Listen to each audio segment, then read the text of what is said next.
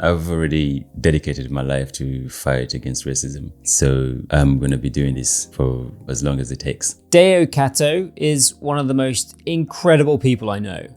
In 2020, after the horrific death of George Floyd, he sensed the same old story. In the past, there's been a lot of protests, but you protest and then everybody forgets. But what are we going to do that's going to be different from this time? I wanted to find something a lot more sustainable to do with that persistence and just kind of keep going and keep going and keep going and keep going, and eventually we'll find a solution. Deo created Running for Justice, a campaign against racial injustice where he challenged himself to run 10 kilometers every day continuously for a total of 381 days. That length of time mirrors the Montgomery bus boycott from the 50s. I believe that there's a way that we can use the things that we love to do as a cause for good. I'm just trying to push the barriers or the boundaries a lot more farther to show that the struggle of this is real. Now, coming to the end of its third cycle, Deo's Running for Justice has continued past his initial 381 days. And is now a relay where individuals and running communities can take the baton and run their 10 kilometers every day. It's created something that people feel that they really belong, and they're creating change within that community. They are telling a story, it's creating a ripple effect, and their community is also learning about this. But this summer, Deo is taking back the baton and attempting an incredible feat. Running from South Africa to London. A journey on foot that will cross 16 countries, which he will complete in 381 days. To tell the story of human migration is the primary reason why I want to do this. Normally, when we tell the story of Africa, we always tell this slavery story. We don't get to hear about the other things. This is a conversation about running streaks, racism, diet, community, and resilience in the face of a medical problem that no expert could diagnose. That's all coming up on episode 4 of Great British Adventures. I think I'd say this, that you were the inspiration for this podcast. Oh, really? I think so. You think? I can't quite remember how it came about. I think in the early instance, I'd been involved in Adidas Runners for a few months, and you were one of the new coaches in the new year in 2022. And you were introduced to the community by Coach James at the time, who said that you had done something special. You had ran 10 kilometers every day for 381 days. And I thought that was incredible. There was no more about your story as to why. So I had a lot of questions in my mind about why had you done this? What was so significant about 10 kilometers and 381 days? So I did my own research after the session, found out a lot more about you.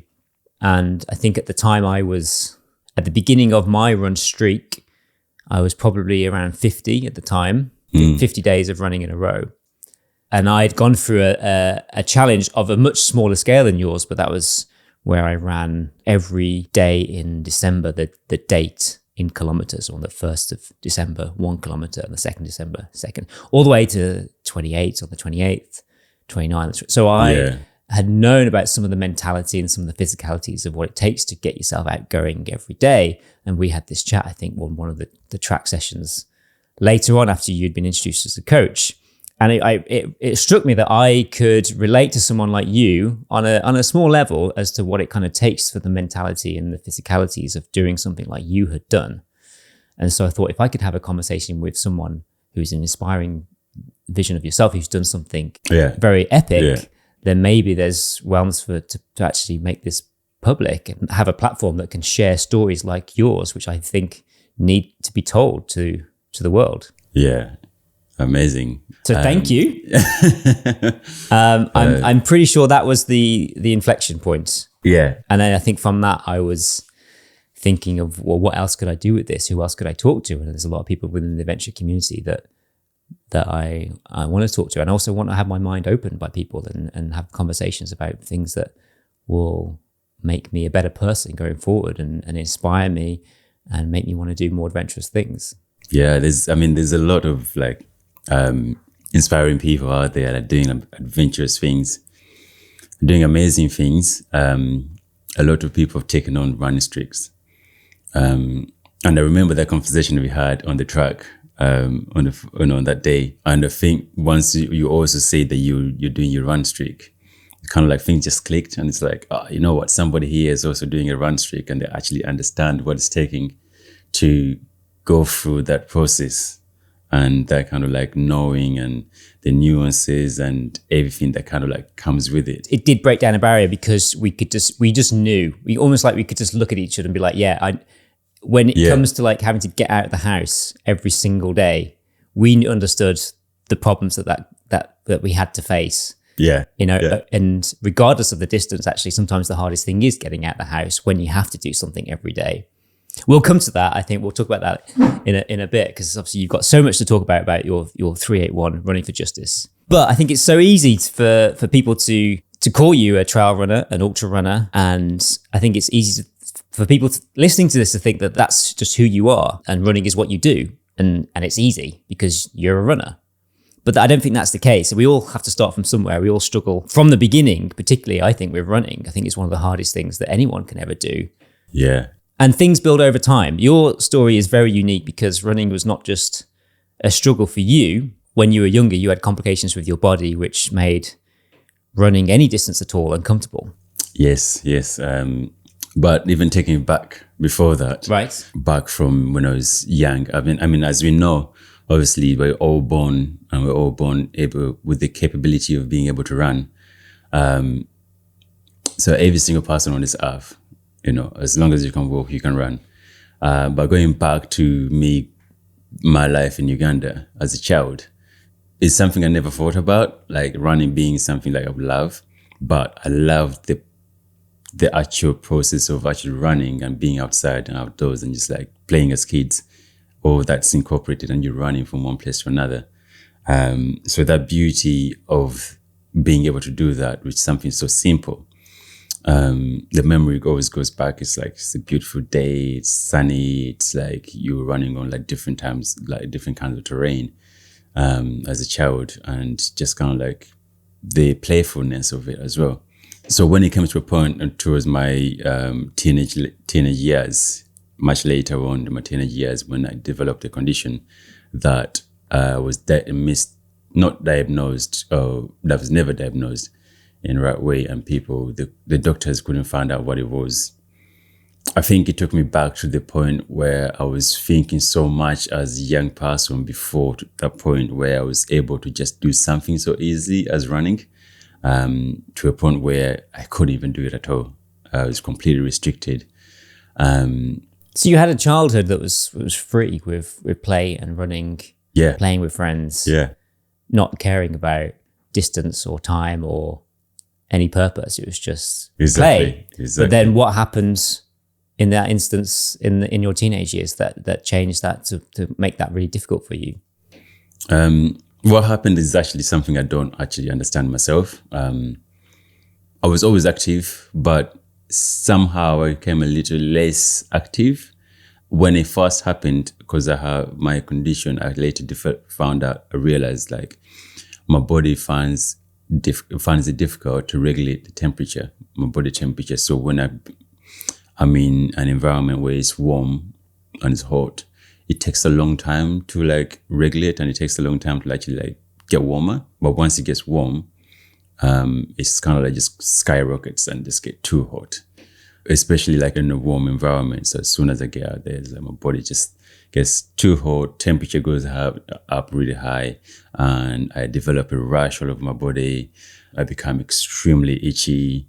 You can see all the rash on my whole body, and when it becomes even worse, the worst point is my whole head, my brain feels like it's on fire and wants to like sort of like explode out of my mind, my skull. So I'm extremely agitated when it comes to that point. And the only way to stop it is to be able to like pour cold water on my body and just slightly cools it down. But that would happen throughout the day. Let's say in a hot days, on a summer's day, like if I was outside, it would happen. I would cool it down, let's say 30 minutes, an hour later, it happens again, and I have to go through the process again and again and again and again, as long as I'm in a hot place. So I would need to be in a very controlled environment, like, room temperature, even sometimes below room temperature. In a mild country, perhaps? In a somewhere Where were like you? England. Where were you in life at this point? In the UK. You were in the UK? Yeah, in London, yeah. Did that somewhat help the conditions of our weather? No, here in London, the UK, when it's hot, it's just like unbearable. It's very uncomfortable heat. There's no like nice breeze to cool the heat down. It's very humid. So that makes it even more uncomfortable. So if I was more like in the Mediterranean climate, it wouldn't be as bad. It wouldn't be as extreme. And also because I started to figure out small things that played a part. Stress, the hard water that we have here in London is another thing. Which water, sorry? The like, in London you have like the hard water. So the water, so pipes, the drinking water. the drink, Yeah. water that comes through the pipes and stuff. Wow, and you think that makes a big difference? That plays a part as well. In which sense? I only figured this out because when I'm like in a different place in the UK or outside in Europe, it's like when I shower, my body also becomes like really itchy and extremely like I get a rash.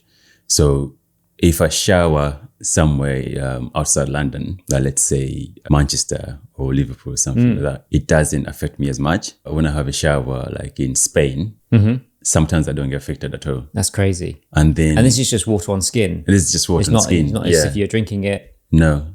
Have a shower in London and body goes crazy. And like after I have a shower. To this day, is this still a thing? It still happens. Wow. It still happens.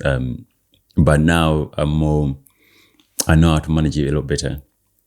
I know how to like try and control it a lot better, but How? it still happens. How do you manage it?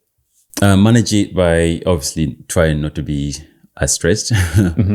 Being active. So running is what changed everything. It was the game changer for all of this. My diet. Okay. So eating the types of food I eat. Right. Also a massive game changer in that. Interesting. Okay. We'll come to that, I think, later. And talk about your diet. Yeah. So having problems with regulating body temperature, taking up running doesn't seem to be like a traditional thing that might be for someone like you.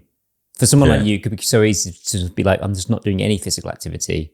It's going to keep my body cool. But for you, running became something that actually helped in some sense. Yeah, I mean, saved me in a way. And how did it save you? Because obviously when you're running, you're increasing your body temperature, you're getting very hot. And if you have difficulties regulating that, how have you come on the other side of this? So for a number of years, when the condition was affecting me at the highest, going to doctors, seeing every single specialist I can be able to see, and nobody was able to give me an answer or diagnosis and figure out exactly what it is. There was a lot of like, I know what it is. This is what you need to do. I know somebody who had this already before. So I'm going to give you this cream and this medication and use this for your bath and blah, blah, blah, and you'll be okay. And then you do the checkup. My skin looks fine. Looks regulated, hydrated properly. It's no issues. And then they will say like, that's okay. You don't have an issue. You don't have a problem. But a lot of the time, I can only be able to go to a doctor when I'm okay. They don't get to see as it happens because that's when, you don't get to be seen when things are, at the worst point. So from that, I had like a feeling in my mind, back of my mind is like, started saying, you know what, you just need to go out and do some kind of activity just to like raise the body, temperature a little bit more high, but don't go to extreme. And at some point, that would be the thing that will help. But obviously being scared as well of what the actual outcome might be. If my body temperature just kind of like just goes too high and, it becomes dangerous to a point where I have to, be in A&E. Almost like you wanted to shock your body into trying to react. Yeah. But in a somewhat controlled... In a more controlled way. Yeah. So I used to live like in a house, a 3-story house. So I put like bottles of water at the bottom of the stairs, one in the middle, and another one at the top of the That's stairs. insane. I mean, these are aid stations. These are aid, exactly. So going up 2 flights of stairs. Now there are no other aid stations. That really actually highlights just how much of a struggle this was for you. Yeah. That you felt the need to put water at the top of a flight of stairs. Yeah. Because you knew that you would need something like that because of the problems you were having regulating your temperatures just to even go up a flight of stairs. Yeah, exactly. Yeah. Even like sometimes I just climb, just walk up the stairs, my body temperature rises up and it becomes really uncomfortable for me, particularly in summertime. So when I was doing this, I had to make sure that I have the aid stations ready. And this is kind of like, I didn't even put it like that. I didn't realize like I would have aid station. Well, I mean, just kind of looking forward to what you've done since. Yeah. You've done so much epic events, journeys, races where there are your traditional aid stations, every 10 kilometers. So, I mean, that's what probably we know as now a traditional runner. But actually, you're falling back to the very beginning of this and the struggles that you were having. You were actually creating your own challenge here. And it started with something very small. But I think that's so crucial to understand is that we all have to start at the very basics. For you, it was extremely basic, just getting up a flight of stairs. But actually, for most people who can relate to the struggles of what it takes to get into running, we all have to start at a basis. And for a lot of people, that can be just getting out the door and just doing 5 minutes. Yeah. For you, it was just going upstairs, which sounds really extreme. Yeah. I think if you're going to start, you have to try and start really small. Don't need to be, starting like, I'm going to do 10K on my first run. It's like start small and build it up into your lifestyle and be consistent with it. For me, it was just try to say, I'm going to do this at least, once a day or every other day just to try and see how my body's going to fare. So I would do that like 3 times a week. And it wasn't straight away like, okay, I fixed the problem. It still took like, let's say a year to get that kind of like proper relief to understand that this is actually what the real solution to my problem is. I'm not diagnosing myself, but I'm kind of like finding a solution to what my problem is and how to be able to manage my body. You're just being in tune with your body. Yeah, and understanding my body a lot more. And, by experimenting and just kind of like going with it. It shows something about your character that you had the persistence to carry on with something like this for such a long time. Because most people can be frustrated by the fact that they do maybe a week or 2 or 3 of physical activity and they don't see any progress. For you, you went past that and continued, knowing that this was a longer process for you to try and understand something which many people didn't understand, even a lot of experts didn't understand, but only you could probably understand because you were in tune with your body every time you did this. And it was only you who was going to be able to fix this if you dedicated the time and the persistence to try different things and to start very small and can keep persisting with it. When you realize the pain that you're going through, when you look to the future as well and see like, where is the outcome? Where is that going to come from? Am I going to be living like this for the rest of my life, or should I try to find some kind of solution? I've exhausted the medical side. Now let me try to exhaust the physical side. If that also doesn't work, then I need to find another route. So it's just kind of like try to figure out and problem solve. And try one thing at a time, give it the focus and the attention. And if it doesn't work, you try something different. Give it the focus and the attention. So after a year of doing this, where were you? After a year of doing this, which was on and off, because obviously there was like... Was it always stairs or had it expanded to something different? It was stairs mostly at the beginning and then expanded a little bit more outside of my house perimeter where I was living. Mm-hmm. And slowly, it's like adding on a little bit more. Okay. A little bit more and a little bit more. I was going up to like 3 kilometers, probably max. Right, okay. And were you on your own with this? Or did you have anyone else to No, I had my family. Were they involved in supporting you? Or was it just you on your own mentally, just getting out and just doing those 3 kilometers on your own? for me personally, as the condition was going on, I think I could go through the pain. I could handle the pain. But as family, how it was affecting the family as well, I can see it was hurting them a lot more, seeing me go through the pain. So looking at that and seeing my mom in deep pain, just looking at me, knowing that she can't do anything about it. Right.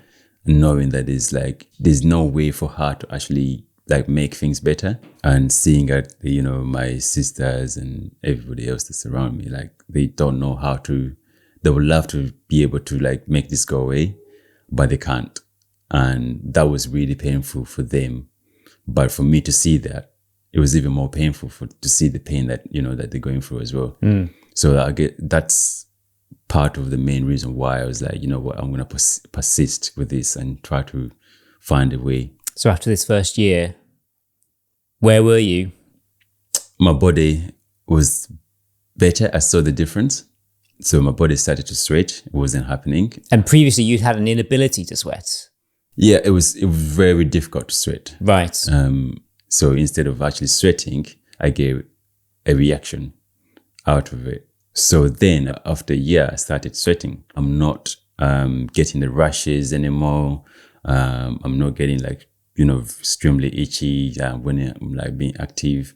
And once you push through the pain, sometimes you get to start to get the rewards on the other side of pain. Did that feel like a bit of a tipping point? Oh, absolutely. Yeah. That was, for me, I was like, oh my gosh. It's probably one of like the greatest achievements for me in my life, to be able to like overcome that, because it set the standard for what I can be able to do if I just kind of push through. Yeah.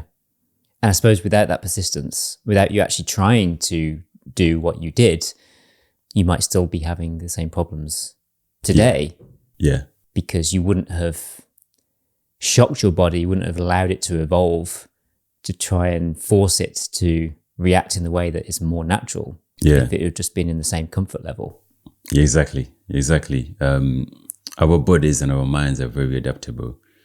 If we decide to just let it be the same way, that's where we're going to be. But if we decide to like push it to a different direction and push outside of that comfort zone, eventually like the mind, the body is going to adapt to that standard. That's the standard you're giving it. This must have snowballed from this point onwards, because I imagine the ability to control your body temperature allowed you to go further than just around your block. Yes. So I started to venture out into the park and say, I'm going to go and run as far as I can within the park, the distances. So I managed to like get a 5K, but obviously I would go out also still being mindful of what my body condition is. I would go out, let's say like evening hours when the temperature is cooler, but then I can be able to go and do a 5K. And that was at the time, that was like my maximum I can do. But I was happy enough to be able to just go and run in the park. And the newfound freedom must have been exciting. Yeah. So where did you develop your love for trail running? What inspired that? I think it had developed from a childhood, that memory of like running around free. This is being in Uganda at the time. Being in Uganda, yeah. That was there. It kind of like just packed itself. Okay. So when I was in running, I was like thinking of that. And then I decided to go traveling and traveled to Australia. And I ended up living in a very remote place in the outback of Australia, in Western Australia. And that is very hot. Desert weather, desert climate, and it gets up to like 40 degrees. So another problem, so of like, if it gets extreme and excessive, I need to be able to figure out how to be able to like manage my body. So I'll go out and run whenever I can, just so I can be able to keep my body stabilized. And through that time, while I was living in the outback, it's like you only have one straight road, mountains on the side and everything. So I started to like venture out into that place, and that kind of reminded me of my childhood, just being able to be free and explore wherever you want to explore, play and be really playful. So I think that's what switched on that love for trail running. I suppose you must have had the same mentality as you did when you went up those 3 flights of stairs, in that you were in a new hot country with new terrain to explore, but you must have had to have started with small little loops first, getting your body prepared to a completely new climate and new adventures and new challenges for it when you went further and longer. It's very much about not overreaching, just go out slowly. And also it's part of like, for me, discovering this whole new environment I'm living in. So just kind of like not to go too far away from where I was staying. And little bit the next day I tried to go further, just being curious at the same time. Which kind of brings it full circle, I guess, to anyone's relationship to training for anything. It's all about these small sustainable goals that you can do consistently, as opposed to going all out and doing one big thing.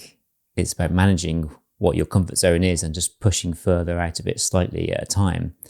And then your body can evolve and expand in a sustainable way, in a natural way, in an organic way. Exactly, yeah.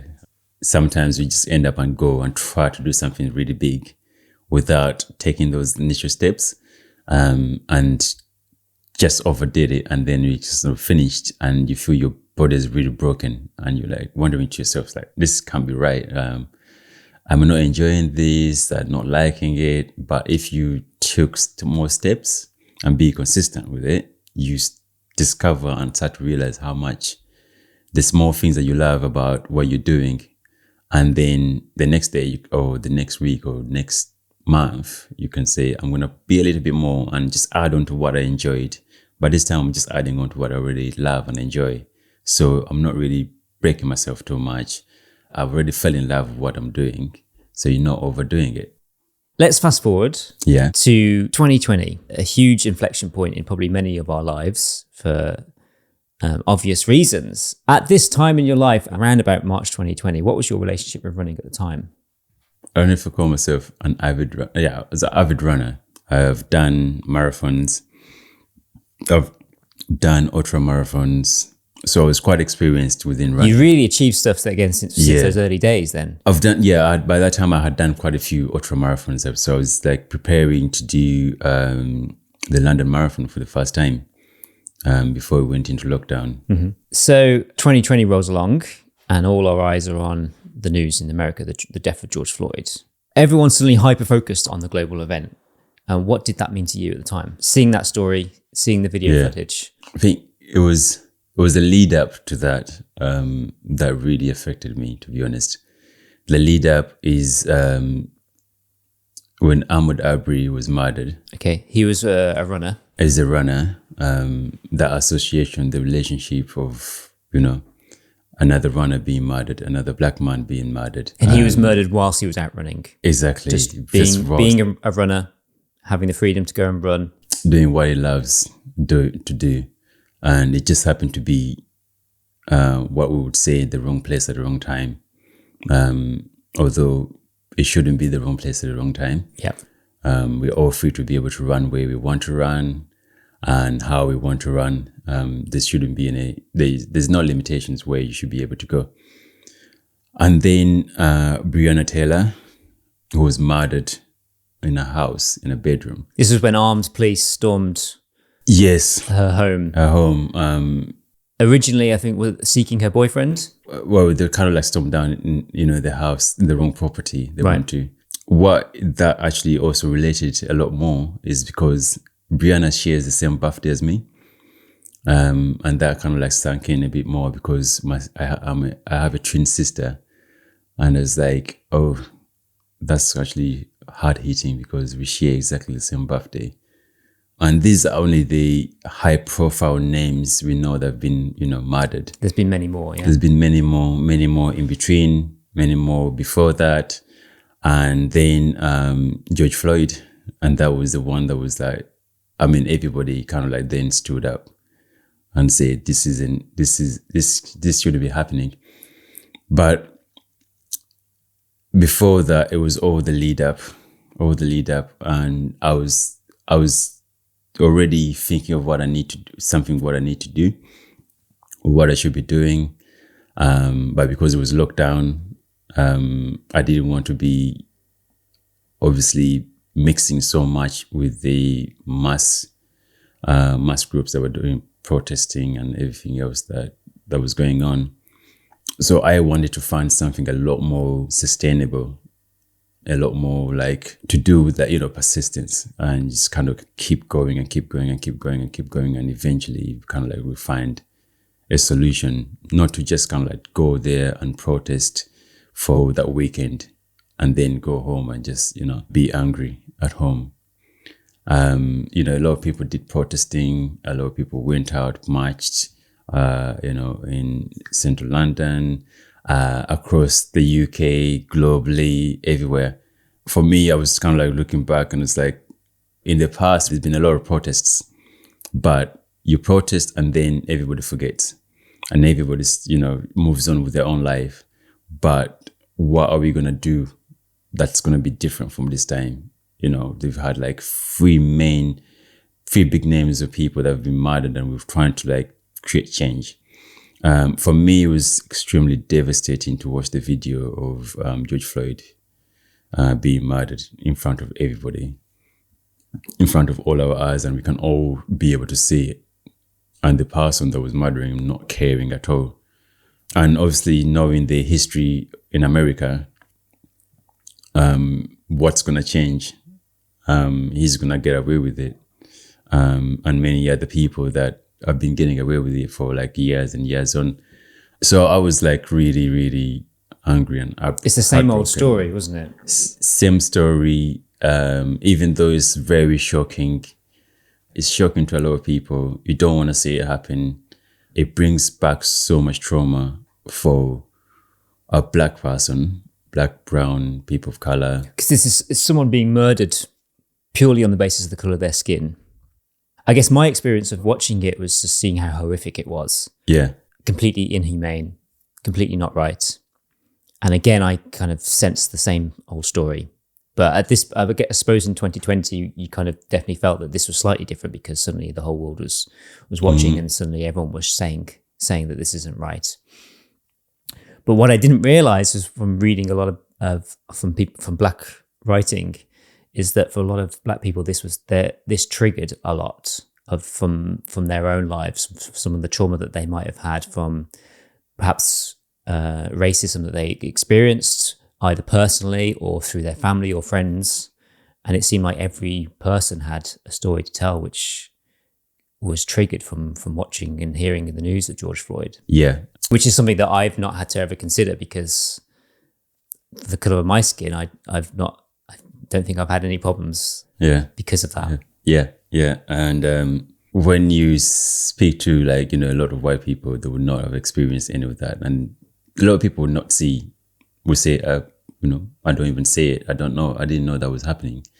Or I would never have thought that would happen, or something that would be going on, or you would have experienced that.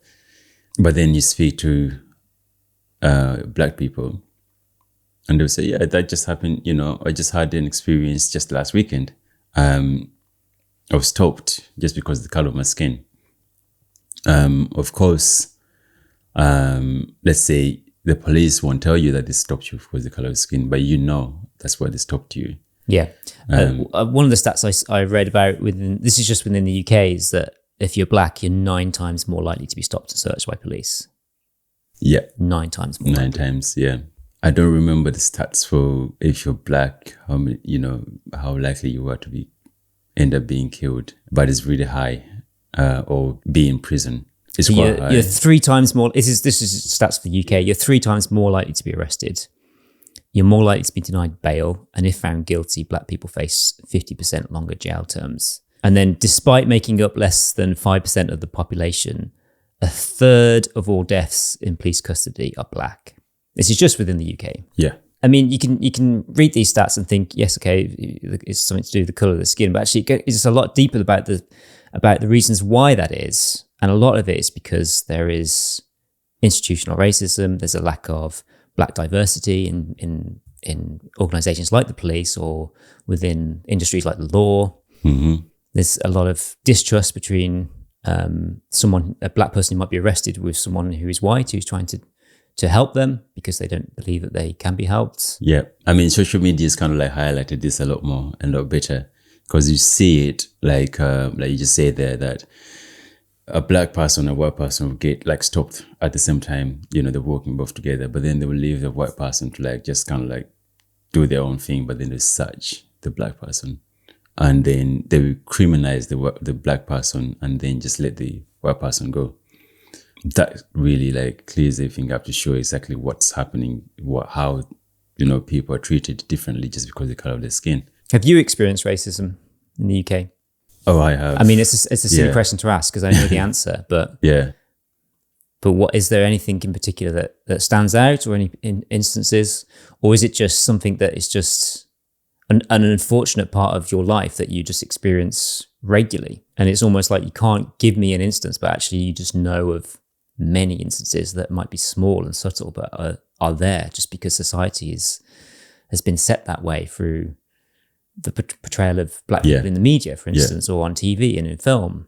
It's many times. There's many times. It happened a lot when I first came to the UK, and during that time, of course, people were a lot more openly racist to you, and were more vocal about it. And now it's a lot more, online, and that's when you usually get it from. People are not as vocal anymore in your face. But as a child, my first real experiences of racism, because I didn't know that, what racism was, and I didn't know I was black until I came to this country. And that's the same thing that you probably get with a lot of black people that kind of like come to the UK or the global north. They don't know that they're black until they come to the global north. It's such an interesting statement to make. Yeah. Yeah. You don't realize because the color of your skin is going to make any difference. You don't know at all. But as a child, I first learned about the difference as a black person and a white person, and how we live separate lives is... what you're talking about there is actually the difference between a black person and a white person is how they are treated. Yeah, the treatment. When I did come here, it was a lot more vocal. So you go, like, for example, you go on the bus and you sit next to a white person and they get up, look at you with disgust, and then decide to sit somewhere else or just decide to stand up.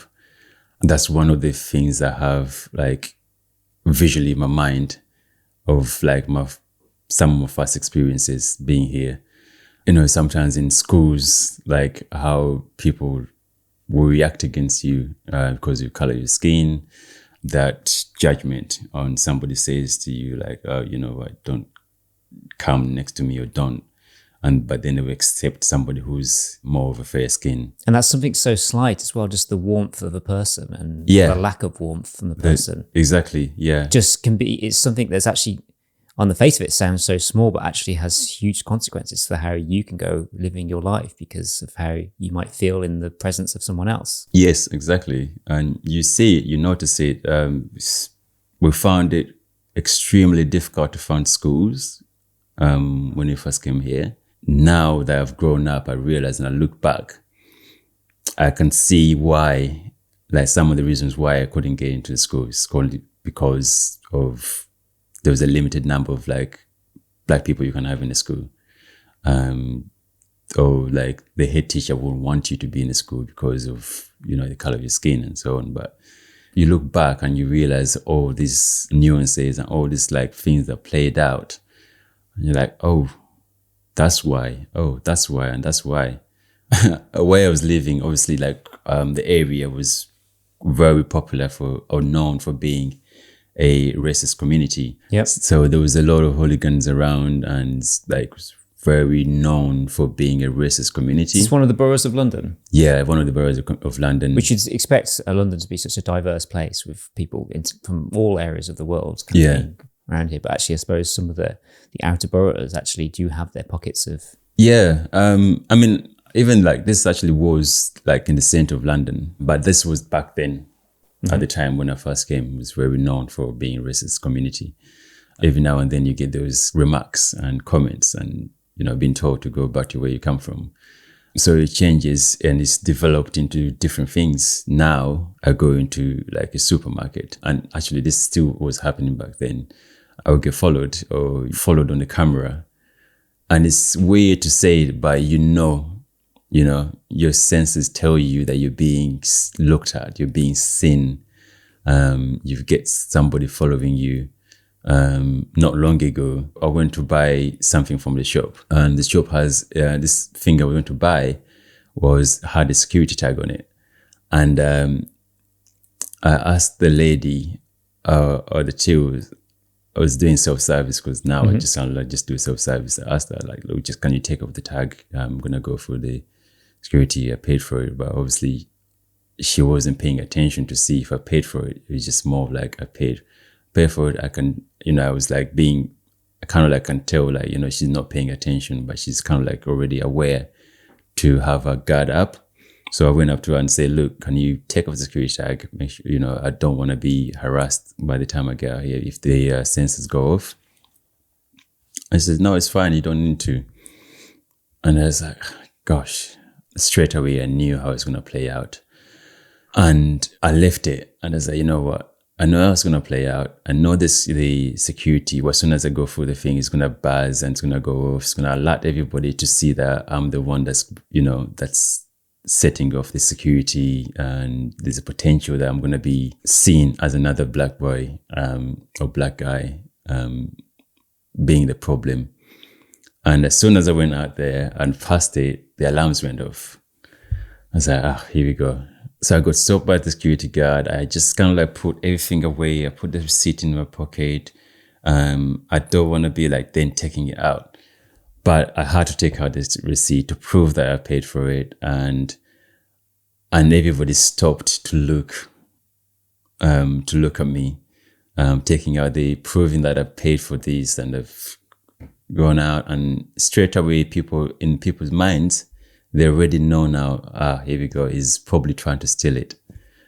So that's one experience, and many, many more experiences that I can go back to and relate to and say, but that also kind of seems like a small thing. But when you put all the other experiences together, it's creating trauma. But sometimes it's the small things that happen which are used as an excuse to arrest a person of color. Yeah. And then sometimes, unfortunately, things can happen in that situation when someone is perhaps maybe trying to protest against their arrest. And then that gets assumed to be some kind of forceful protest where things escalate. Yeah. And then things happen. This is how George Floyd got murdered. It was a petty crime. It's a very petty crime. If you even call it that. It was a very petty crime. It shouldn't have escalated to a point where they've called the police. That could have been resolved there and then by the two people. But then it escalated into something a lot more. And then it got to a point where, he ended up losing his life over something that's so small. But this is how things end up playing out. Which many people have just got off with a slapped wrist and off they go with their day. I mean, many people have got away with so much more worse things. And we know the people that have got away with those worse things are because we see it happening and they get away with it and they get to live their own lives. That's something that shouldn't happen. So being in this moment in life when we are all locked in the confines of our homes during COVID-19, you'd witnessed, as you said, these high-profile murders from people for the colour of their skin, and you wanted to do something about it, something different to what other people were doing in their mass protests. You wanted to do something personal to you. What did you decide, and how did you decide that? I started looking into protests in history and how they went, about, and how people use the protests to actually create change for the better. And I wanted to link that up with my running, and because I believe that there's a way that we can use the things that we love to do, and use them as a cause for good. So looking through the history, I discovered that there was a bus boycott, the Montgomery bus boycott in Alabama, which happened in 1955. And that boycott, which was supposed to be for only one day. This was during a time when there was racial segregation on the bus lines. Exactly, yeah. Whites sat at the front, blacks sat at the back, and in the middle there was this kind of mixed area, which is where Rosa Parks was sitting and was asked to sit at the back and refused. Which happens like if the bus at the front of the bus is full, the middle of a black person is sitting there, which you're okay to sit there, a white person gets on the bus and they have no seat. The black person has to get up for them and go to the back of the bus or just stand. But Rosa Parks refused to sit, to get up for them, refused to give them a seat. She got arrested, and that caused a mass reaction, and all the black people within the community said that shouldn't shouldn't happen. And then it turned into a boycott. We say like, we're going to boycott the bus company for one day. Not going to tell the officials or anybody. It was all basically within that community, and they're supposed to be secret. So when it went on, and then the media found out, and then the bus company owners found out, and they said, okay, you go on and do your boycott.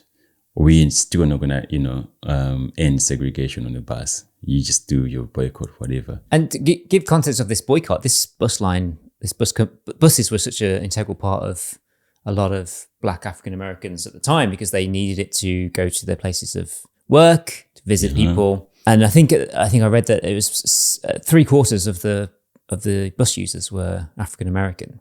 Yes. So they knew they could make a difference, but also it was a huge sacrifice in their lives, because without that, they, at the time when it started, they didn't know how they were going to get about. Yeah, it's a massive sacrifice for them. It was their primary source of transportation to go to work, particularly the frontline workers.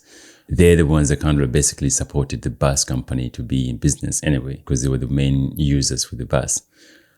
And that protest kind of laid way for Martin Luther King Jr. To become, a main figure within our history. It was kind of like the starting point. Yeah.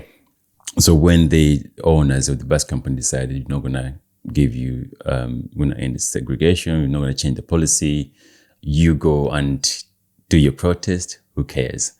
So everybody said, you know what we're going to do? We're just going to boycott the bus company until you guys change the policy and end segregation. They had no idea how they're going to do it.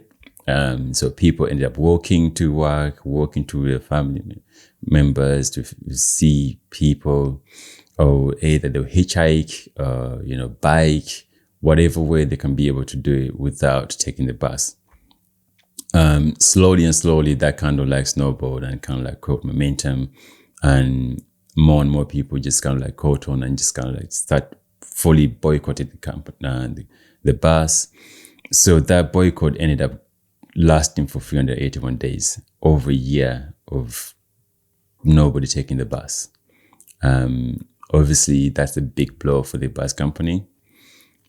So they decided to we're just going to actually end segregation on the buses and give people, and change the policy, let black people sit anywhere they wanted on the bus. And that was a big game changer, to seeing and knowing that with persistence and not giving up, you can make changes. Just keep going. Eventually something will give way, and you get what you want. So that was what I found out and discovered, and I said, wow, this is amazing. If I take that concept of 381 days and add it onto my running, and use that and do a 10K every single day.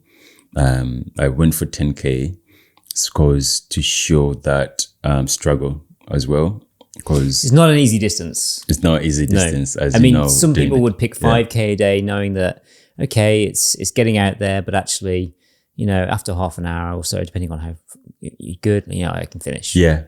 But 10 kilometers per day, every day, 381 days. Any person who's a runner or even not a runner will know that that is a huge challenge to take on.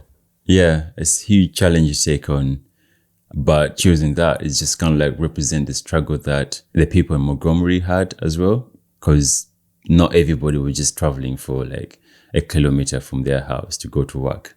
They were traveling for 5, 8, 10 kilometers or even more. So it's just showing that actual struggle, the representation, like, they're struggling then, they're still struggling now just to get our voices heard. Because we are still struggling now in a different way, in a different context, but we are still going through it. And when you came up with this concept, this idea, at this point, did you have a name, the cause that you really wanted to champion at the time? Yeah, I decided to run for justice, run for equality, and run for peace. And that was basically what I set as my pillars for creating change. We run for justice because we're calling for justice. Run for equality for us to be seen as all equal. And for peace to be, we are peaceful people, Black people. We are very peaceful, even though we are represented differently in the media, and we are seen as, animals or aggressive or angry and every single name that you can call, and this is part of what we've been going through for so long, because the names that people give to you is what everybody else sees. But also call for peace in terms of like, we're not trying to fight you. We just actually want peace within our own lives. So when did you start your run? Day one? Day one was on the 6th of June, 2020. I was living in a small town called Downpatrick in Northern Ireland. Mm-hmm. That's where I started, and I created a sign and I wrote on it, running for justice, equality and peace, and run 10K a day for 381 days. And I went out holding the sign and I ran with it. So what was your run streak before you started this? Had you tried to do a run streak at all? No, I never tried to do a run streak. So you just would have had a few days, maybe 3-4 days, maybe running in a row? No, not at all. Never done a run streak, and I didn't know why anyone would do a run streak. It's like, it was beyond my understanding. I may have gone out and did, ran one day and then gone out and did a very small, very short distance. Yep. Like, I don't even remember doing that, but that could have happened. But they're kind of like back-to-back runs. For me, I was like, no way. Because I remember, I think in lockdown, you kind of had more time. Getting out and running was one thing that we could all do, I think, in our hour a day outside. And I started running a lot more. And I think I had, perhaps on some podcasts or consuming some social media, had kind of come across a run streak from Hella Sibbe, is it? Is from America? Hella Sibbe, yeah. And I was kind of curious about it. I don't think I wanted to do a run streak at the time, but I was just curious about what it takes to run every day. And I remember possibly during lockdown, I probably did 8 days in a row once. And for me, that was like, wow, just done 8 days in a row. And then I stopped because I just had something else better to do the next day. And It wasn't really a focus. I could never imagine at that time someone who could go off and do 50, 100 and beyond days in a row running every day, let alone the distance that you were going to undertake as a minimum. Because I think what's important to share is that although you are committed to do 10K a day every day for 381 days, you sometimes did more than 10K a day. Yeah. 10K was your minimum.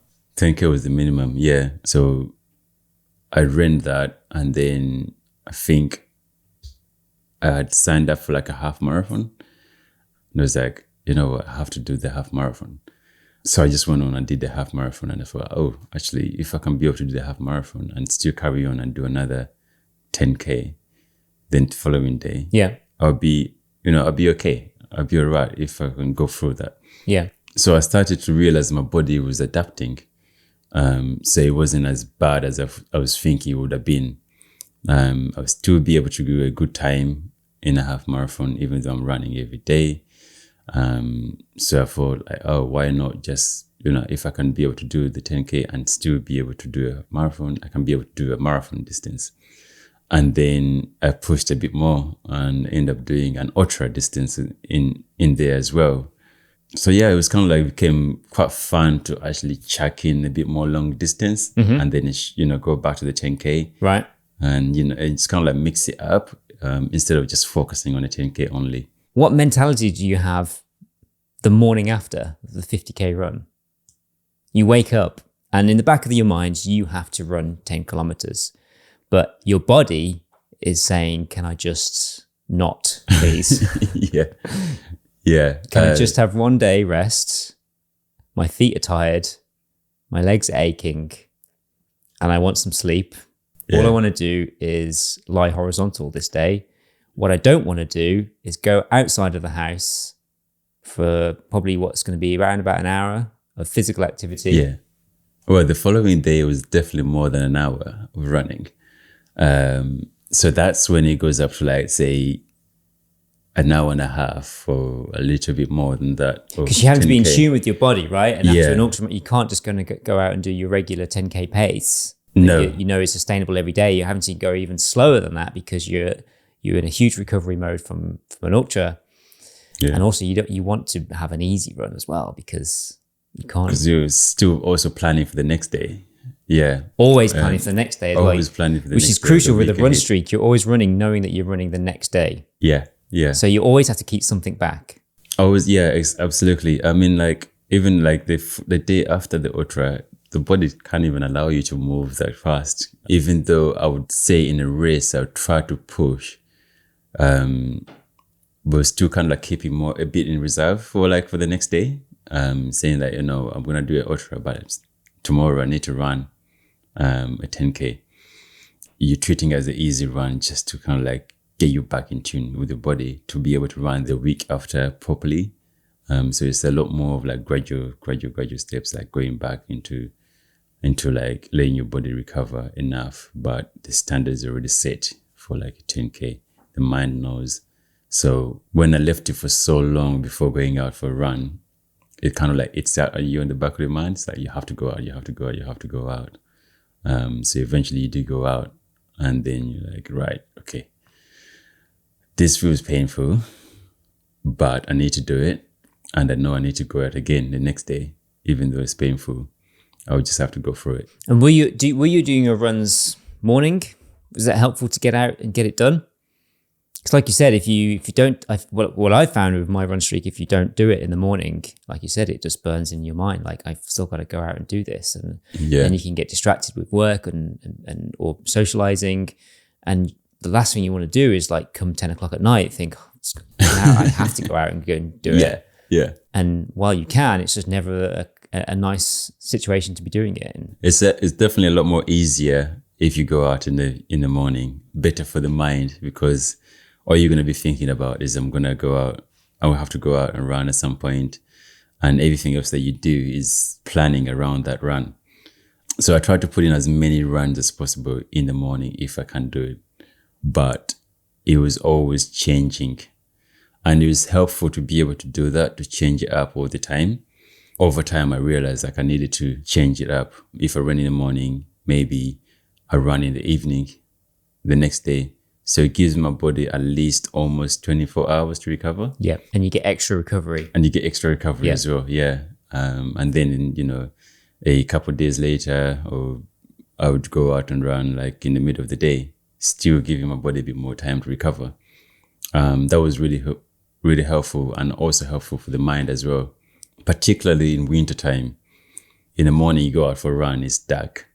And if you choose to go out in the evening as well, it's also dark. So you don't get any daylight. So was it integral for you in the winter to make sure you went in daylight hours? Yeah. Oh, absolutely. Better for the mind. Better for the mind. Better for the body as well. Like try to get some light onto the body. And for your eyes as well, to see different things, to see, to go out in a different route. Because when it's dark, you kind of like try to play on the safe side, not to go too experimental on your routes. You kind of want to stay where it's lit, particularly and this is actually going back again on my personal experience as a Black person. You want to be running in places where I can be seen. If I'm not running in places where I can be seen, I could, fall into the wrong place or run in the wrong place and maybe get attacked or somebody calling the police on me for running through a certain place. It's crazy, yeah. I mean, there's an element, I think, for everyone to make sure they run in a safe environment. And I think it's easier, first of all, for a guy to be able to have a bit more freedom of where they can run, certainly within quieter places or darker places or kind of rural places. But it's actually really interesting to hear your perspective of how you feel and how you don't feel safe, because potentially the colour of your skin could affect how people react to you running, which is something I've never had to consider. Like, I like to think I can have a certain amount of freedom of where I run. And as long as the area doesn't seem dodgy, because I think that can be dodgy to anyone, no matter who you are. If you're caught on your own, you're an easy target for being mugged, for instance. But that just is because someone might be looking for an opportunity to take something, to steal something from you, which is probably the worst thing that I fear. But I don't feel that I'll ever be targeted because of the colour of my skin. It's very interesting to hear your perspective on that. Yeah, it's something like, have to take into consideration a lot. So hence why I actually like to go out in daylight a lot more. Or if not, clothes that I wear play a big part. In what way? I mean, the brighter the clothes, the better. If they're dark clothes, they send out a different message, especially if I'm running at nighttime. They may send out a different message of like another Black boy, maybe stealing something, for example, and now is running away from something that's the reason he's running. If I'm wearing bright colors, I'm easily seen I'm not trying to be a threat to anybody. The more sportier I look, the more I represent the other person as like, okay, he's just running. But if I'm wearing colors that are dark and also not as sporty, it straight away sends a different message to the person that may be looking at me. There's actually quite a lot of things that you consider just before you go out and... Which I've never had to consider. Never. I will happily wear a hood running around.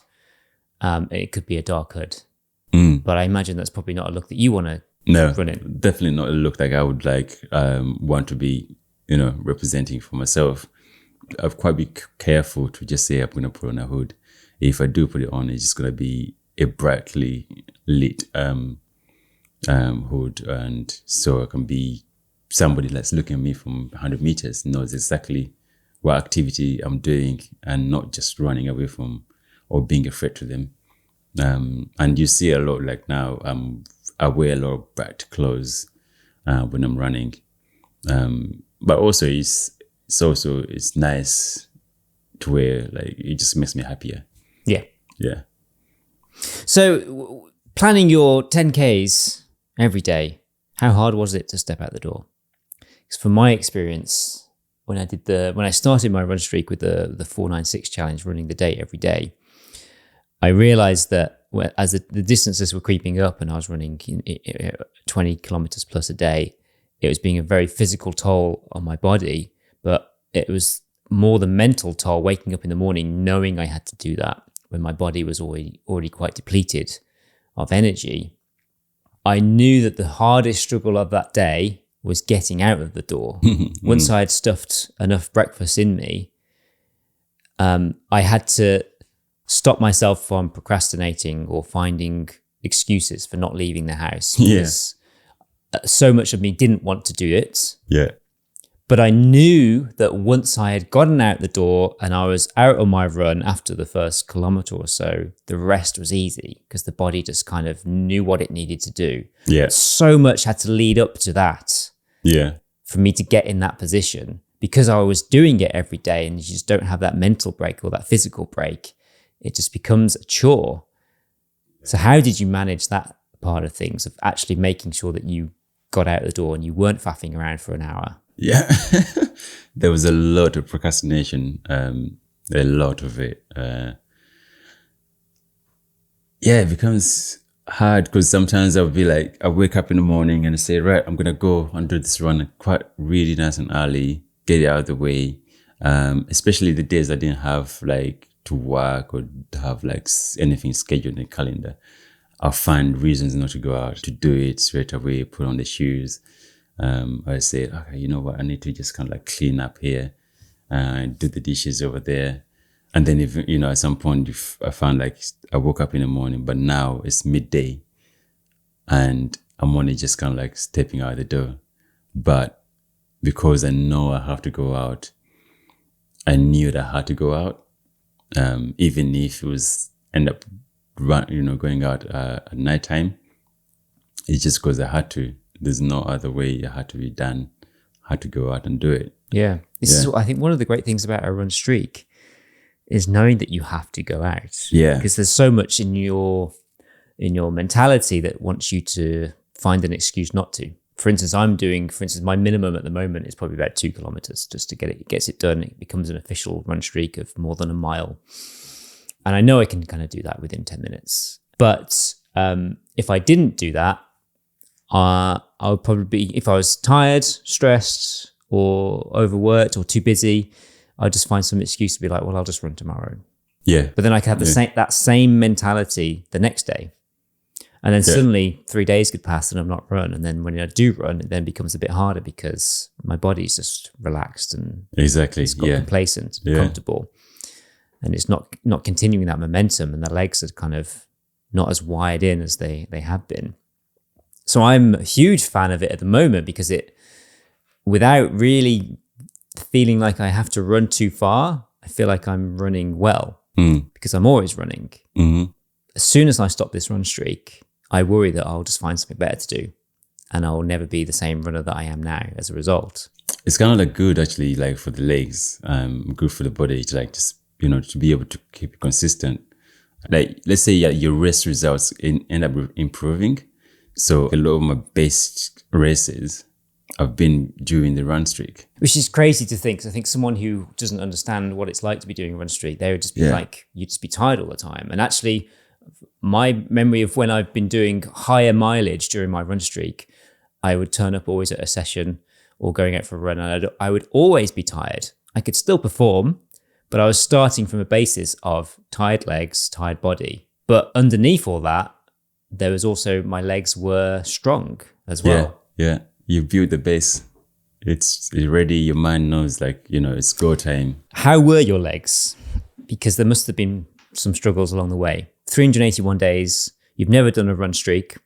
You're running 10 kilometers every day. Was there a time when you faced potential injury?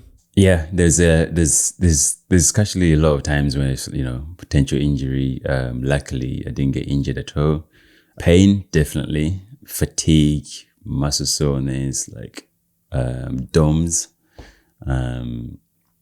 There's a lot, sometimes I went out and I pushed too hard. And that's because of personal issues or personal things that are going on in the back. So I just feel like, right, you know what, I'm just gonna go and do this as quickly as possible in the fastest time I can do it, just so I can get out of the way. And just because, personally, I'm not some of those runs, I'm not in the right place. So I end up pushing too hard and then end up paying for it the next day, knowing I have to run the next day as well. So that is sometimes when I go the pain and realizing is why were you punishing yourself for something that, that I maybe had no control of? So I started to, understand my body a lot better. It's if things that you can't control, that are happening outside, your control or your personal life, don't have to pay for it by going out there and doing the fastest time or the fastest 10K. It's actually, this is the time you need to take it easy and let your mind recover and let the mind be in a better place. Yeah. And run for the sake of enjoying running. Yeah. It doesn't have to be fast. you can enjoy being outside, you can enjoy moving, you can enjoy all the benefits that brings without it having to feel like you have to do a training session. Yeah, I learned a lot for this that run streak. I learned so much. So at the beginning of this, we touched on how you'd adapted your diet and how that had helped with the problems you had regulating your body temperature. What did you change? Again, I started slowly. I started by taking things out of my diet. Initially, I was adding things in. And then I realized maybe I need to start taking things out. Because I've never ate like red meat in my life before. In my whole life, I don't eat red meat. I thought that my body, the condition, part of reason why my body was reacting that way is because I wasn't eating any red meat. So I had tried to add red meat in there. And why hadn't you eaten it before? It's just more of like a relationship I had with an animal when I was a child. Okay. So it's something very personal. So very, personal choice. Personal choice, and then I refuse to like eat meat at all. And when I do eat it, it actually gives me a bad like stomach pains and I get cramps. So I completely stopped eating meat. So I try to like introduce meat into my life again because just red meat. Red meat, yeah. Yeah. I'm also like pork and bacon and all that. So none of that. So I was only eating like fish and chicken. So I started to take out, fish, chicken. Start to take out cheese slowly taking things out just to see how the body reacts to all that stuff. And what was your basis for choosing those at the time? It's just more of like, let me see what I take out. Okay, and just purely experimental. Yeah, just very experimental. Take this out and see how the body works. Yeah. And then eventually I just kept taking things out and decided, you know what, let me just completely go for vegan. Right. And then everything changed. I realized how much how quickly my body recovered after becoming vegan. That became something that I was like, oh, this is fantastic. I'm enjoying this a lot more. I'm enjoying my diet a lot more.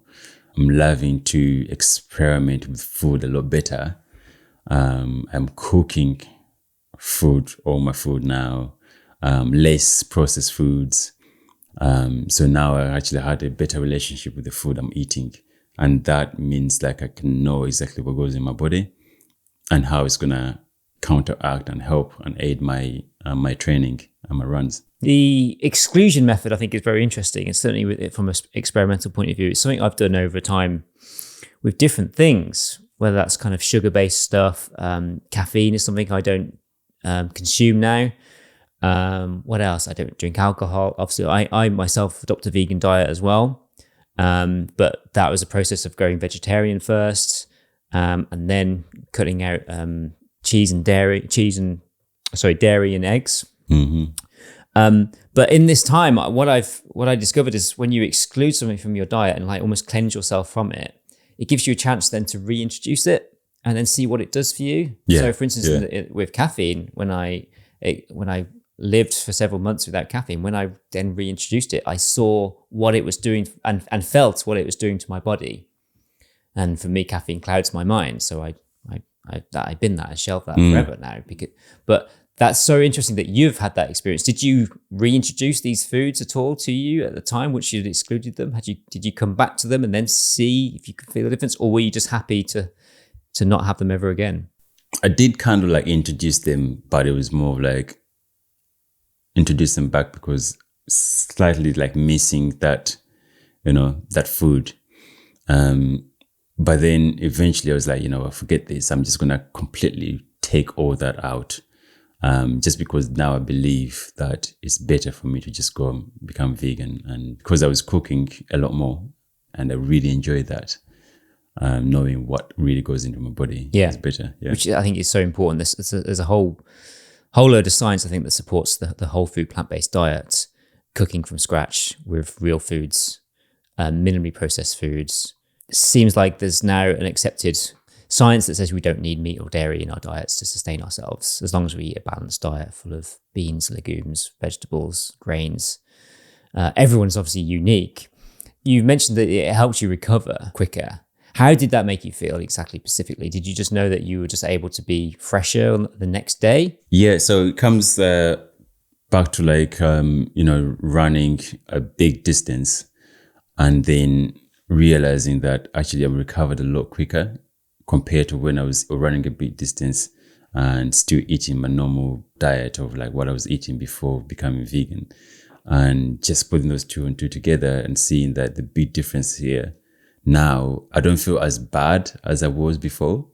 I don't feel as sluggish. I don't feel as like I don't want to go out. I feel more like, right, I can say I'm ready to go again. My body doesn't feel as broken or as tired. And now I can go around run, and then I can go out and run the next day, and then the next day after that. And I feel that that's what was very beneficial for my run streak, to be able to like continuously do it. Yeah, it's crazy because I think so much of what we possibly might have learned growing up, which might be incorrect now for what we personally have learned, but I think so many people in society have this vision that you need meat to sustain yourself as a strong athlete. And for someone like you who has gone off and done a daily run streak, minimum 10K a day, completely vegan without any meat at all, so many people will be like, but how? How can you do that? Yeah. Obviously, it's very much about realizing, like, understanding what you put in your body.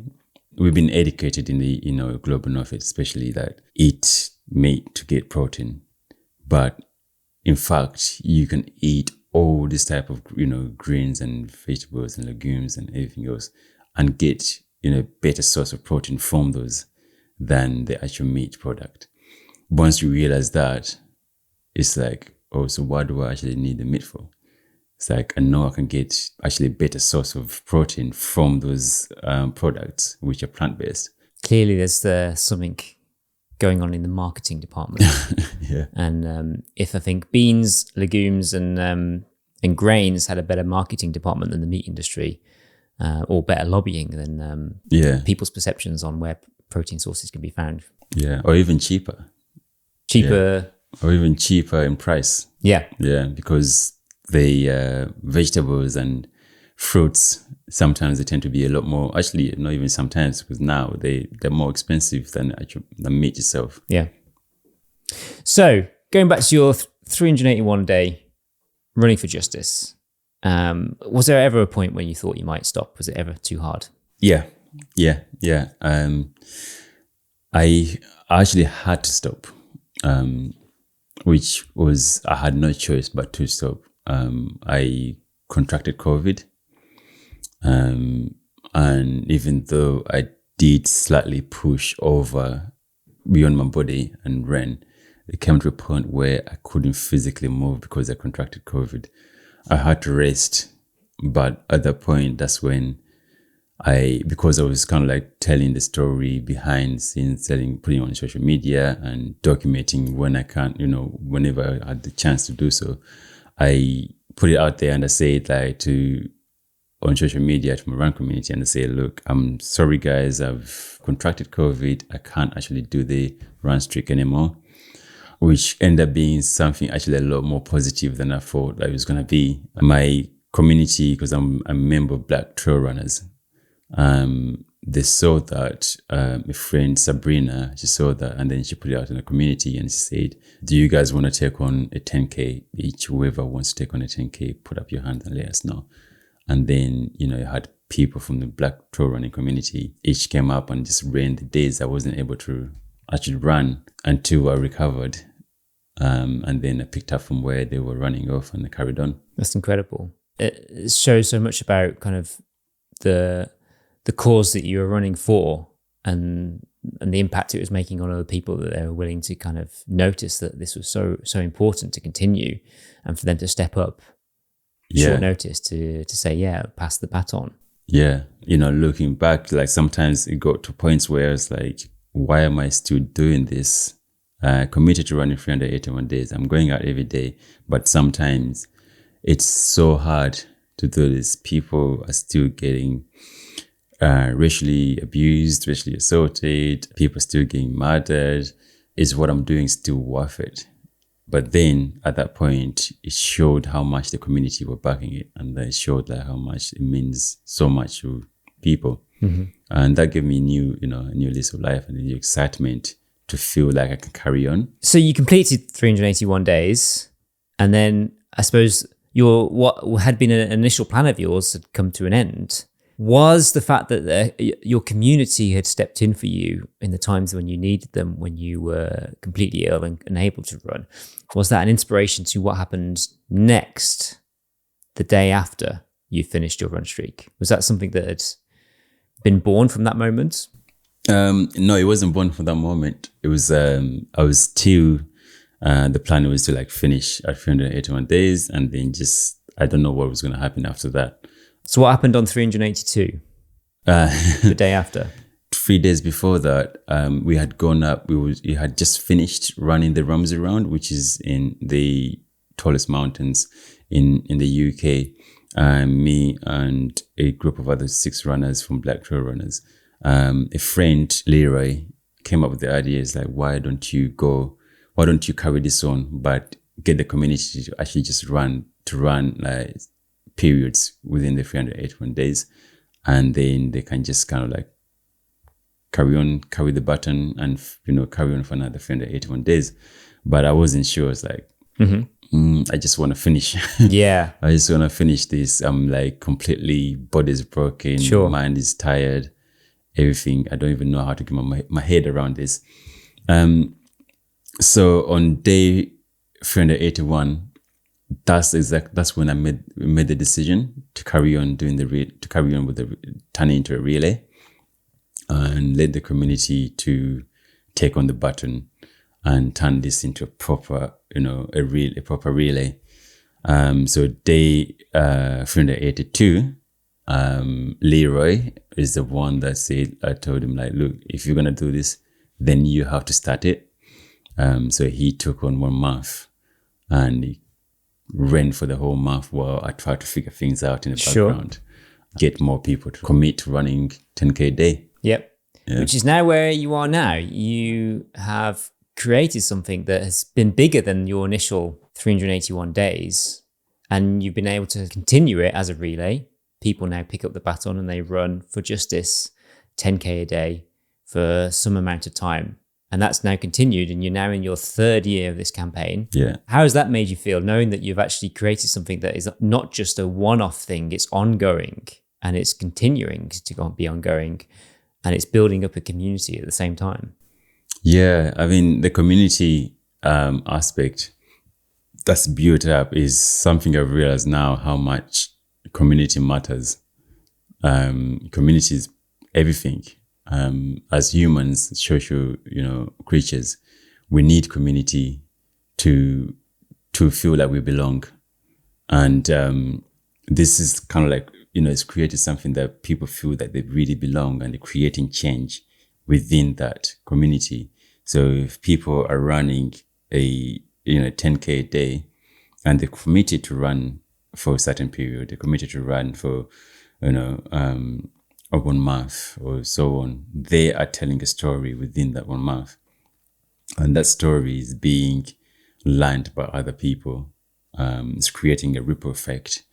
And their community is also learning about this. So it's really beautiful to see that communities come out of this. So your 3rd year is ending in the summer, the end of the 3rd year of Running for Justice campaign. You'll be going into your 4th year, and you are taking back the baton and doing something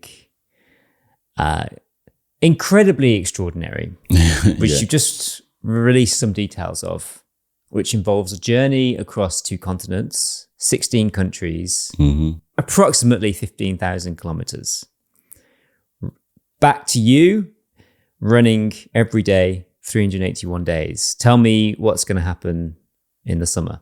So year 3 is ending in July, ends on July 23rd of this year. And then on July 24th, I'm going to start go on the journey to run from Cape Town, or the whole of Africa, the length of Africa, and then run back to London, going through Europe as well. That's also going to take 381 days to run through. That's an incredible feat to take on. Has anyone done anything like that before? No one's done that before. It would be a first to run that distance. There's people that have run the length of Africa, but no one has gone beyond that. Even though that there's actually now people are attempting to run the length of Africa. There's only been like 1 or 2 people that have done that before. Why? Why are you doing this? Again, it's about representation. It's about being seen. To tell the story of human migration is the primary reason why I want to do this. Normally, when we tell the story of Africa, we tell it's particularly in the global north, always tell this slavery story, the colonization story. We don't get to hear about the other things, particularly beyond slavery. It goes back before colonization, it goes back before slavery, it goes back way before we knew about travel or we knew about everything. It takes it back to the first people that lived on this earth, because it's been discovered and we know now, scientifically proven, that humans first walked on the continent of Africa. The first person that's been discovered is from Ethiopia, but they've been also discovering other people throughout Africa. The first people that we know of that look like us to what we know as modern day people now. And one of the earliest people discovered is from South Africa. And that kind of creates a leadway to be able to come from South Africa.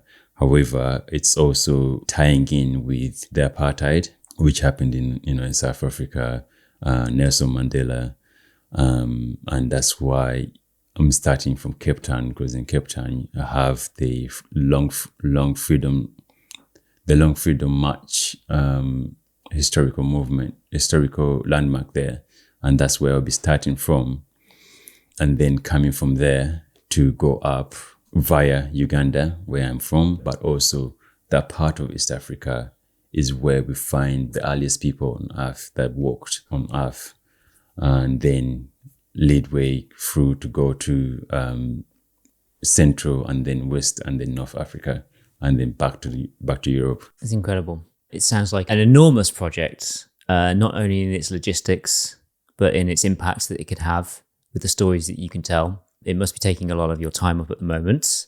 Give us some idea of what that's going to mean physically for you in order to run that distance in 381 days. What are you going to have to be covering roughly on average a day or a week? Average a day for physically distance-wise is covering at least 40 kilometers a day. At least, on average, 40 kilometers a day? On average, yeah. Which is nearly a marathon distance. Yes, yeah. And through running, obviously the hottest continent in the world. Someone who has had a history of difficulty regulating their body temperature. Yeah. Yeah. I don't choose them easily. So that's very much about understanding my body to even a more higher standard. Okay. But the story and the story behind it and what I'm going to be telling it goes beyond my own understanding myself. To be able to show the next generation, which I really want to show, is that nothing is impossible. I'm very much a person who's about leading the way for the next generation. And if I can just be able to show the next generation that this is possible and show them a different way of learning and a different way of taking on physical activities or physical things of something that seems to be very difficult. And they can be able to see that you can come through on the other side.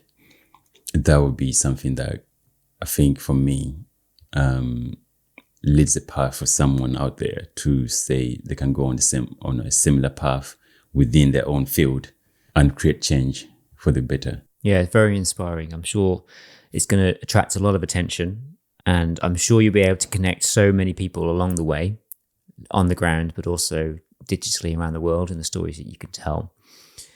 I know you're planning a lot at the moment, and there's a lot still up in the air about how this is going to work, and so much of maybe a plan that you can have now might not be how it actually works out when you do it.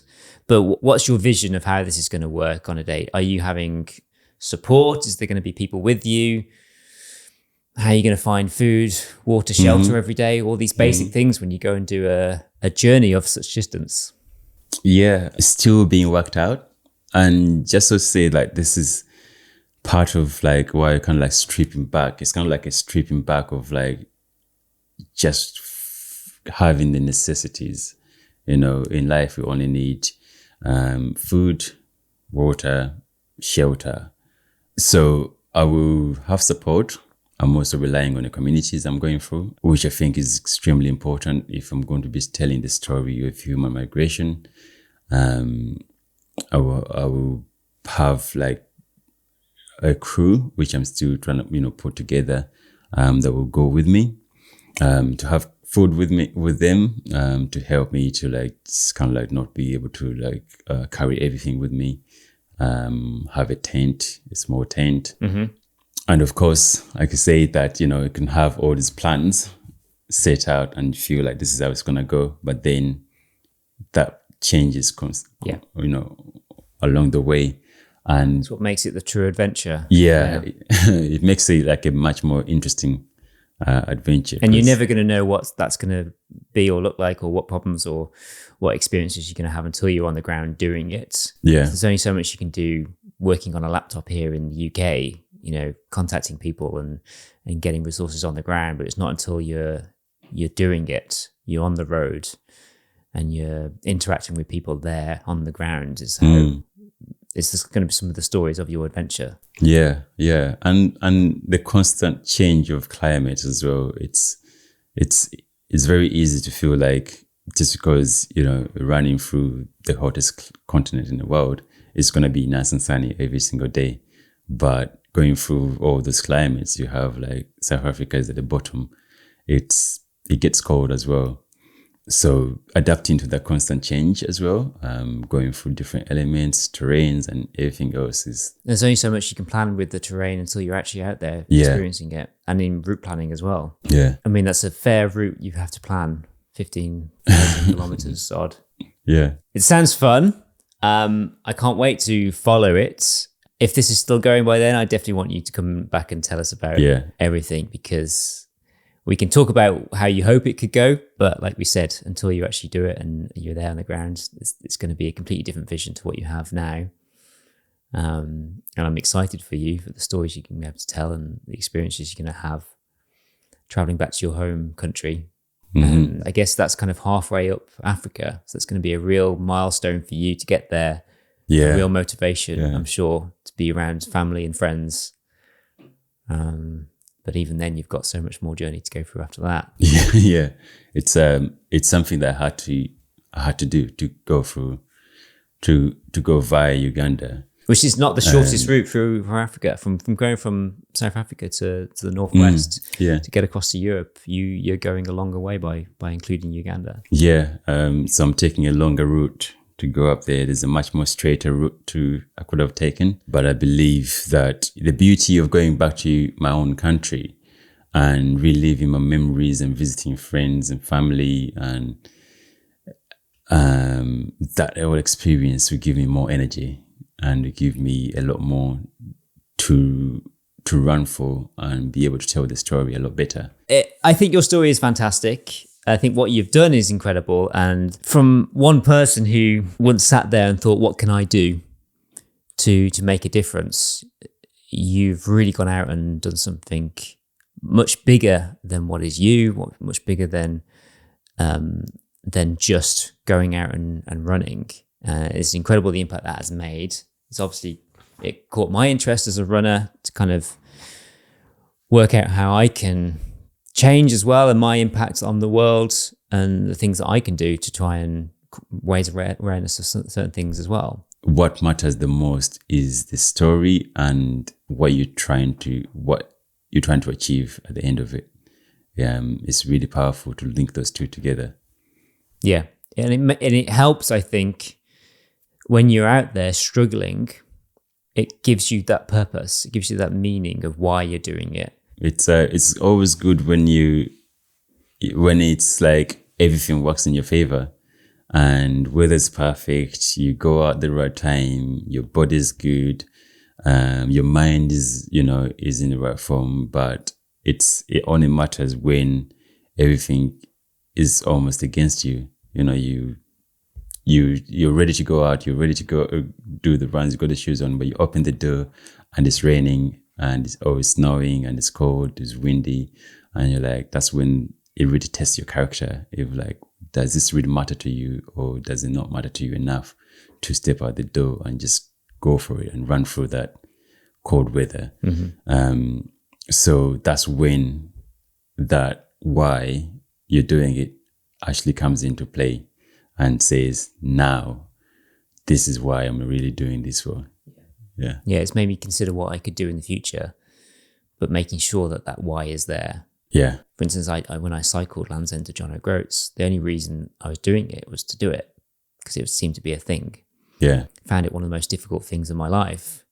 I learned about the same importance of like food, water, and shelter, and I was on my own doing this. But I had no why. My only why was just to get to the end, and I knew that I had to. And looking back, maybe I could have attached something to that might have helped me more. That would have given it more of a purpose. And maybe some of my future journeys in life, I think, would be nice to attach some kind of story to it. Yeah, absolutely. Do so, because this is the only way you can change. You can impact other people's lives. Yeah. So this your Running for Justice campaign has obviously made a ripple effect, and people have noticed. Is it 2021? You were awarded the Spirit of the London Marathon Award, which not many people have been awarded. It was inspired by the story of Matthew Rees helping a run across the finish line in the 2017 London Marathon. I think the image went viral. And I think for most marathon runners, they appreciated the importance of that image because a lot of people run for time and that's what's important for them. But at this point, this runner saw something that was bigger than him. And that was someone struggling to get to the finish line, and he stopped. Running for his time didn't matter. It was about helping this person cross that finish line. And that seemed to resonate with so many people. And as such, they set up the Spirit of the London Marathon Award, which was awarded to these two guys. Big names, the likes of Paula Radcliffe, Tanny Gray-Thompson, Charlie Dark, the founder of Rundum Crew, been awarded this. Oh, yeah. And in 2021, you were awarded this as well. Yeah, I was awarded this. When I got contacted about it, I was like, what? Me, like, how did I get my name in there? Like, I looked at the names, the people that actually was awarded before that. And it's like, oh my gosh, every single name that you look at, it's like, whoa, oh my gosh. These are typically people who've done something very significant in community or for charity. People who've, like, one of the guys has raised the most amount of money for a London Marathon, for instance. Like, these are people who've done very epic things for good causes. Yeah, and have, like a high profile as well. So it's sounded like, it's like, oh, I'm, being aligned with those people. And also looking on there and seeing Charlie Duck had got it. That was a big inspiration. Having Charlie Duck is, from the same community, same background, and that gave me a lot of joy to see that. And I was really surprised to get it, but I was also happy to see that they're recognizing the movement, they're recognizing what I'm doing, and they create the change that's happening. As part of the award, obviously you get the recognition. And you get a place in London Marathon every year for the rest of your life. Yeah. Incredible. Rest of the life, yeah. So 2021, you ran the London Marathon and you ran it again last year. both times with some purpose. Tell me about, first of all, in 2021, you were on the start line with a Black Lives Matter sign. Yes, 2021, I was already, had finished the 381 days running protest. My community were running the 10K day, but now I'm kind of like, decided to use the races as part of like the protest and include that in there. So any race that I do, particularly the mass events, I use them as a protest. So I decided to do the 2021 marathon and to call for change. So I say like Black Lives still matter because we had protested in 2020 and all the momentum has died down by 2021. Right. So I had to like go out there again and say like, look, even though now we kind of like almost closed the door on this campaign that we've been doing for so long, it's still happening. We're still being racially abused. People are still getting murdered. People are still being killed. And part of why I was kind of surprised, by London Marathon events recognizing this, because it was my first London Marathon. I'd never run a London Marathon before. And how did it feel standing on that start line then with that sign? I was very nervous. I was very nervous standing on the start line. Because I was protesting and holding something that not everybody agrees with.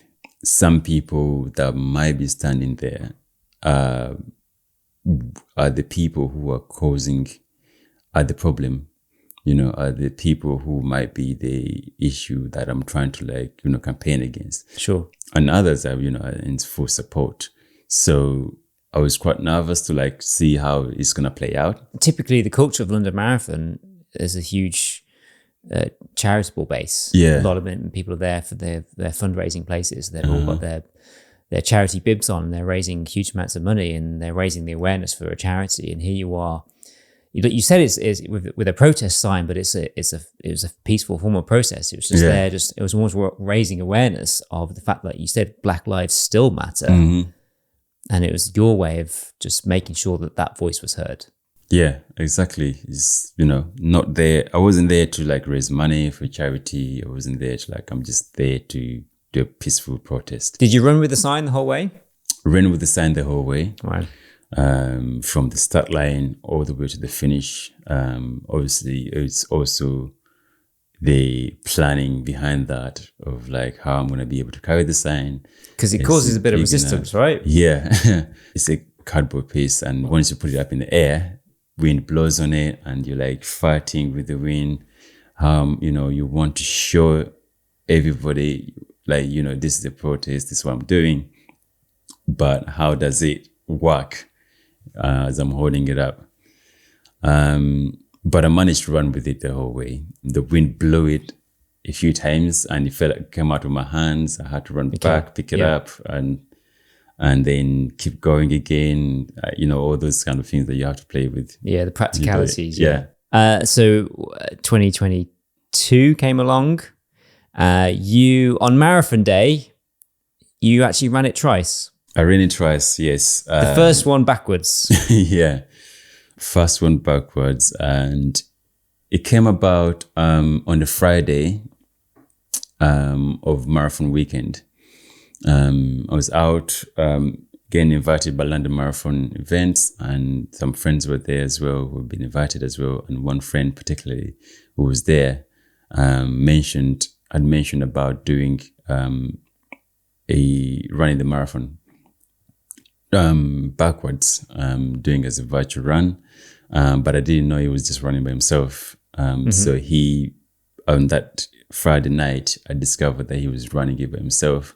And crazy enough, without hesitation, I said, look, I will come and run with you to support you. That's incredible. Because what you're doing is you're running to raise awareness for your friend that was mad, that killed, or his life was taken away prematurely, and it was raising funds.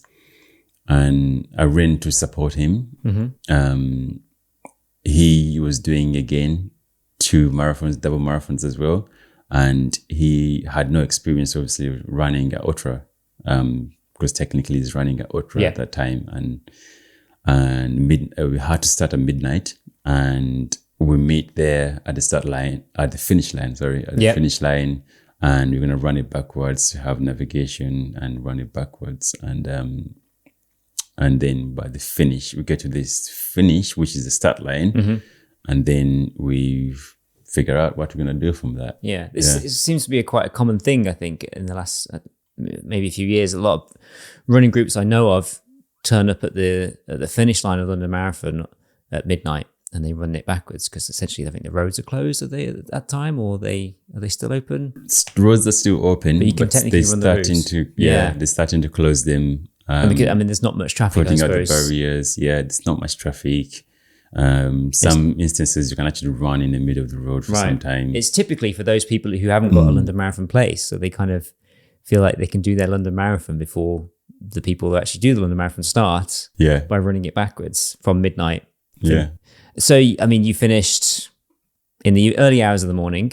And then you had a few hours turnover until you started the official London Marathon. And then the sign that you took to the start line of the London Marathon in 2022 was... so I had on the sign all the names of the people that were murdered in the UK. The lives were taken prematurely. Within that, those are all small names, but the overall name, word that was on the sign was it said unharmed. Because these were all people who were unarmed. Yeah, all these people who were actually murdered. Because of the colour of their skin. Over the number of years within the UK. On top of this, after running already a full marathon, now you're completing your second marathon of the day, the official London Marathon, with the sign unarmed. With all the people's names who had lost their lives prematurely because of the colour of the skin. You also chose to run the London Marathon topless. Yes. So that sign was... And I mean, there was reasons for this. You weren't just doing it to show off your physique. There was actually meaning and purpose behind your reason to do that. It goes back to the colour of my skin. All the people was carried, that the names I had on that sign. And this time the sign was much bigger than the one I had in 2021. So it's physically carrying it around was harder. But running topless is to literally show that I'm literally unharmed by doing this, by being black person, and my skin color isn't a weapon to be used as a threat to somebody's life, so that my life can be taken away just because of the color of my skin. You said on your Instagram, when your skin is seen as a weapon, you are never unarmed. And that's why black people are dying in the streets with their hands up. Yes. Yeah. It was such a powerful way of putting it. It's, I mean, when you read it back there, it's just like, I got goosebumps because it hits home a lot. Yeah. I can't imagine how much of a struggle that was for you, that marathon, the second marathon of the day, on a cool, was it back in October? Yeah, completely topless, when your body is already depleted anyway. Yeah. Again, it shows your the determination to your message, that you're willing to expose yourself like that in a way that's gonna. I imagine you were completely exhausted by the end of that day, that your body had taken so much physically from just the running, but also to run a marathon completely topless. Again, it's just more of like putting everything on the line. It's there's no need to be holding back anything. There's no need to be being reserved when it comes to this, situations. You just have to put everything on the line and just literally show that this is what I'm putting on the table.